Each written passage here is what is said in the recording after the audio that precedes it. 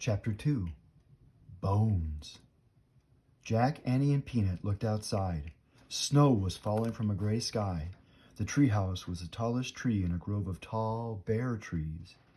The grove was on a wide, white plain. Beyond the plain were high, rocky cliffs. I'm cold, said Annie. Her teeth chattered. She wrapped her towel tightly around her. Squeak.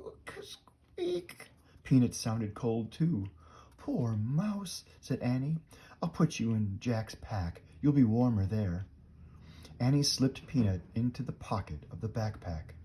We have to go home, said Jack. We need warmer clothes. We can't go home, said Annie. We can't find the Pennsylvania book, not until our mission is complete, remember? That's the way the magic works. Oh, right, said Jack. He looked around. There was no sign of the Pennsylvania book that always took them home. Annie peered out the window again. Where are we, anyway? She asked. I'll find out, said Jack. He picked up the open book and read the title on the cover. Life in the Ice Age. Ice Age, said Annie. No wonder we're cold. We better find that third thing soon, said Jack, before we freeze to death. Look, whispered Annie. People. She pointed out the window. Jack saw them too, 4 figures on a cliff. 2 big figures and 2 little ones, all holding long spears. Who are they? Said Annie. I'll look in the book, said Jack. He found a picture of some people. He read the caption to Annie. Early modern humans were called Cro-Magnons. During the late Ice Age in Europe, they sometimes lived in caves beneath cliffs. Why are they carrying spears? Said Annie. Jack turned the page. He found another picture of the Cro-Magnons. He read aloud. The Cro-Magnon family often hunted together. They covered deep pits with branches. They drove reindeer and mammoths into the traps. Oh, trapping the animals. That's sad. No, it's not, said Jack. They couldn't live without hunting. They didn't have supermarkets, you know. They watched the family disappear over the other side of the cliff. Come on, I'm freezing, said Jack. Let's hurry and find the M thing while the Cro-Magnons are hunting. But I want to meet them, said Annie. Forget it, said Jack. They don't have books to tell them about us. They'll think we're some enemy and hurl their spears. Yikes, said Annie.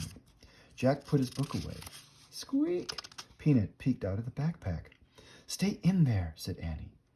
Jack pulled on his pack and started down the rope ladder. Annie followed. On the icy ground they huddled together. The wind was biting. Jack put his towel over his head. Snow blew against his glasses. Hey, Jack, said Annie. Look at me.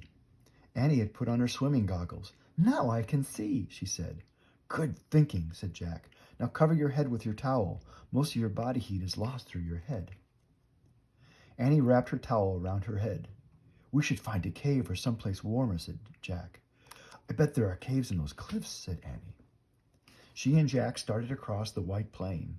Snow wasn't deep yet, but the wind was blowing hard.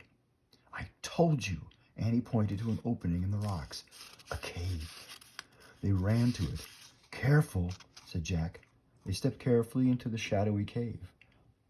It was only slightly warmer inside, but at least the wind wasn't blowing. In the gray light, they stamped the snow off their sneakers. Annie took off her goggles. Oh, it smells in here, said Jack. Yeah, like a wet dog, said Annie. Let me see what I can find out, said Jack. He pulled out the Ice Age book. I'll look around, said Annie. Maybe the M thing is here. Then we can go home and get warm. Jack stood by the entrance so he could read the book. This cave is filled with sticks, said Annie. What? Said Jack. He didn't look up from the book. No, wait. I think they're bones, said Annie. Bones? Echoed Jack.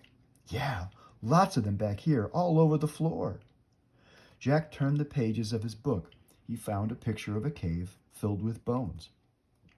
I hear something, said Annie. Jack read the writing below the picture of the cave. It said, The great cave bears of the Ice Age were over 8 feet tall.